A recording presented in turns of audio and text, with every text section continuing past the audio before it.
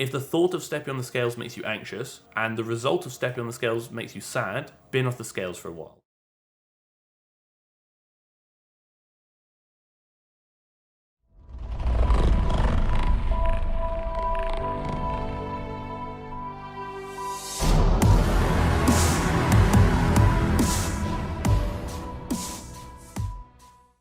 It's got to the point now where I put zero effort into doing anything with my hair before a video, because I'm fully aware that whatever headwear I choose to wear is going to completely ruin it. So for that reason, you have my dead lid, which I've done nothing to because it's about to get demolished. Obviously I know what you're thinking. New video, what could possibly demolish his trim today? And you're probably thinking, could it be a wig? Who knows? Could be a tiara. We do like a tiara on the channel, you know that. I know the anticipation is quite high right now. You're unsure what's about to land on my head. To be honest, sometimes so am I. I know I say it's something special, but I do like to think this is truly something special, and also something that I would happily wear out in public. The issue is with this, is it's too small for my head. But on the plus side, I mean, go on, say something. Close your eyes, but don't close your eyes, I need to see. Walking down the street, you say, Harry, turn around. Right? Oh, hey, how's it going? Oh. Look, Mum, no hands. Well, this is my favourite. I don't know about you, but this is definitely my favourite. Halfway through the video, I just turn around and be like, let me think. Sorry, I'm getting distracted by the hat because this is too much. I love it. We're going to crack on with the video. A bit of a curveball here. He's like, Harry, why are you uploading on a Monday? Basically, I'm going to try and tickle 2 videos a week. I would like to create more content, and hopefully you could tolerate more content. So I think the likely upload dates and times are going to be Monday and Thursday at the moment. That's what I'm going to trial. Probably around 6:30 BST. Today, we're going to be looking at a very well-known influencer in the industry, and an influencer whose name I'm going to butcher without a doubt, but I'm going to butcher it in style. I want to say it's Kayla Itsines. If I've butchered that, I'm sorry, forgive me. Look at the bunny.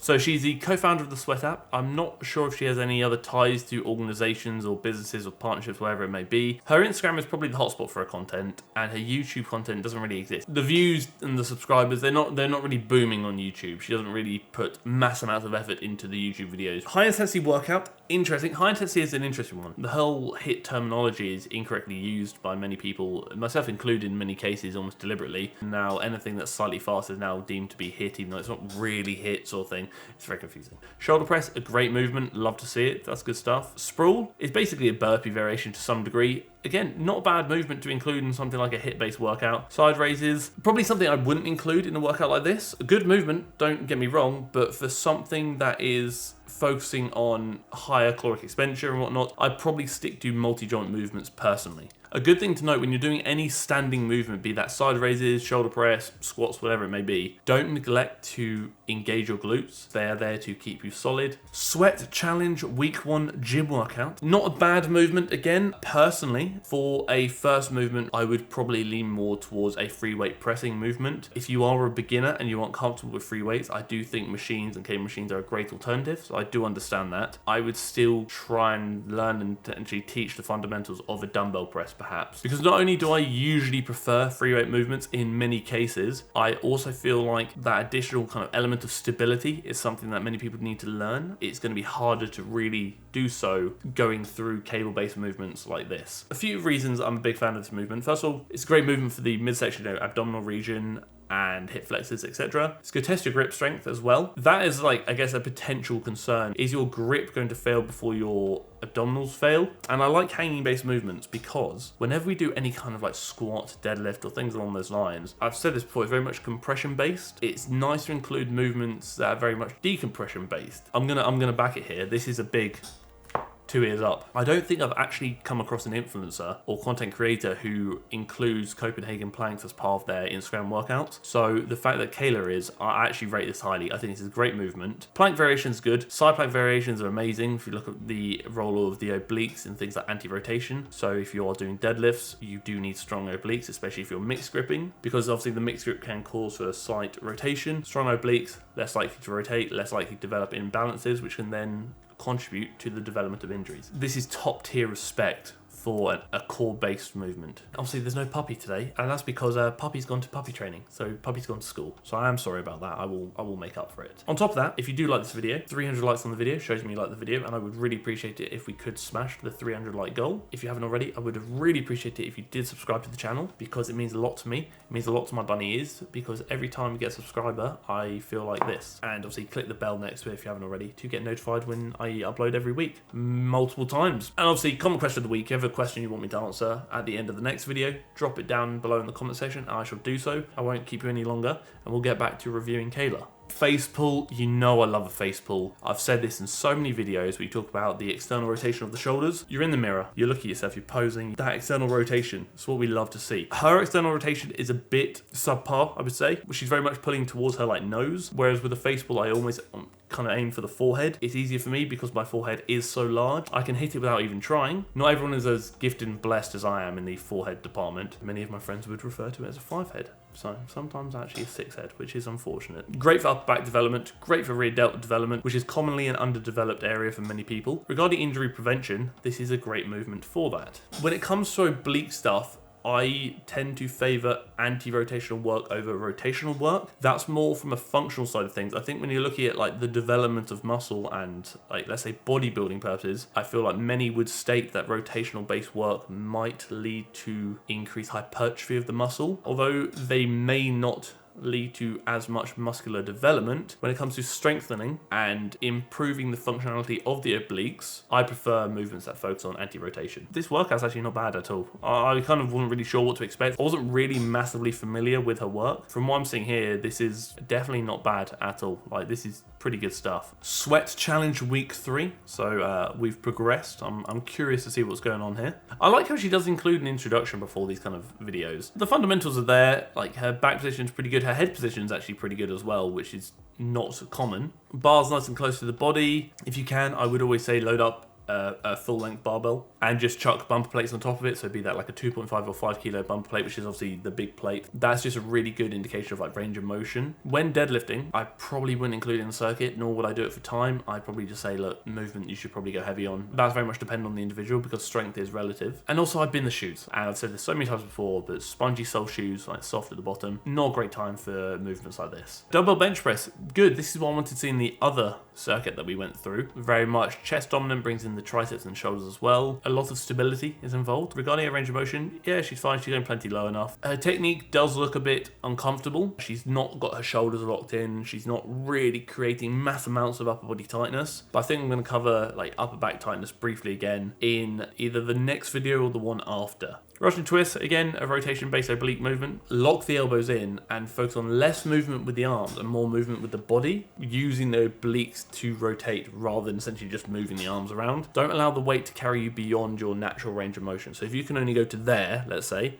don't allow the weight to then take you further. Again, this is where the terminology I'm a bit unsure of. I believe if something takes you through that unnatural range of motion by essentially using weight momentum is often referred to as a ballistic movement, which is just not a great time. So I've got her bikini body training guide in front of me, and it's very long. It's 102 pages, which is bloody impressive. She speaks about weighing in, saying obviously you should weigh in on the same day each week, at the same time, wearing the same clothes, on the same scales, etc., etc. At no point does she state that you shouldn't place too much value on the number shown on the scales. The number that you are seeing when you stand on the scales only tells part of the story. It doesn't tell you how hydrated you are, it doesn't tell you how your digestion's been. So many factors it just doesn't tell you about. Weighing yourself can be a great means of tracking weight progress. Don't rely on it. If the thought of stepping on the scales makes you anxious and the result of stepping on the scales makes you sad, bin off the scales for a while. Focus on how you look and how you feel, rather than what the numbers are saying. If you look at yourself in the mirror and you say, you know what, I look better. No, I'm making improvements. I feel good. You don't need a scale to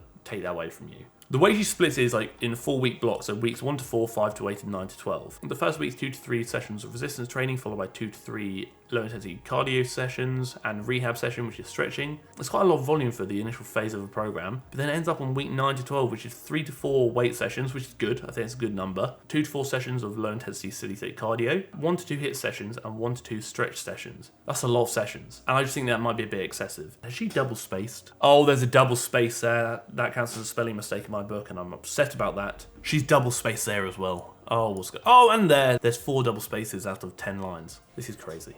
Sorry, I'm weird. I probably can't say too much for legal reasons. I'm just a bit disappointed with the selection of exercises. Some of the movements are great. She got things like weighted squat, clean and press. Cool. Sumo squats, is that great terminology? Sumo jump squats, the technique being shown is not ideal, going to be honest with you. I'm not saying it's good or bad, I'm saying it just seems a bit half-assed, and based on what I'd seen on her Instagram content, I expected better. I don't know how old this program is, that might influence things. I'm a bit disappointed with this, if I'm completely honest. But what I will give her is this: every movement that's been included in the program has its own dedicated page of how to do it. I'm briefly looking through her Bikini Body Help Guide, which kind of speaks about the food side of things. There are recipes, which is great. There are meal plans on each day, which is also cool, but it does kind of seem like the calories might be a bit low. Not everyone is the same. Some people need more calories, some people need less. There are so many factors to consider. For those who need something to follow, this is great, but if you do have the time and will put the effort in, it's almost easier if you just figure out, okay, how many calories do I need by my body weight times this number? Let's try that. Am I losing weight? Am I gaining weight? Okay, I'm actually maintaining weight. Amazing, found maintenance. Let's drop it by 200, 250, wherever it may be. And suddenly I'm in a deficit. Maybe teaching people how to work out their own macros and calories. So that's it. That's the video. That is what I think of what I have seen of Kayla. Obviously, I haven't seen everything, but I've seen a fair amount. As a whole, her Instagram workouts, in many cases, I was actually quite impressed by. I thought she has some great movements in there, and it's pretty decent. Her training program, not so impressive. A little bit disappointing, but that might be because it's a bit older and our content has changed, which it does. People do change their content and improve, which I respect and I appreciate. And her diet side of things, I do feel like it's maybe a bit too universal and generic. But now the video's done, it's time for comment question of the week. Grey Ghost asks, often I'll see people wearing a weight belt while performing deadlifts or squats. At what point does anyone actually need one, and which type, leather or other material, is best to start with? I think that's a fantastic question. I feel like you need to learn how to perform movements effectively and safely and brace your core efficiently before getting a belt. At what point does someone need one? It really is very much dependent on you. When do you feel like you need one? Regarding the material of belt, it really depends. Personally, I don't like the whole Velcro belt thing that people wear. Honestly, you know the ones I mean, the peel-off Velcro ones. If you are going to get a belt, the material needs to be quite sturdy and thick. So leather is an option, but there are also vegan alternatives. I believe Strength Shop, which is the belt I actually have a belt which is vegan. But that's it. That's the video. If you like the video, obviously let me know you like the video by slapping the like button, and let's see if we can chase 300 likes, because obviously... And again, if you haven't already subscribed, I would really appreciate if you did subscribe, because it does mean the world to me. And I just love seeing the TFNL family growing. Makes me big happy. If you have a question that you would like me to answer at the end of the next video, comment question of the week, drop it down below in the comment section, and I shall do so. But regardless of whether you agreed or disagreed with what I had to say, thank you for tolerating my opinion, and thank you for tolerating the video.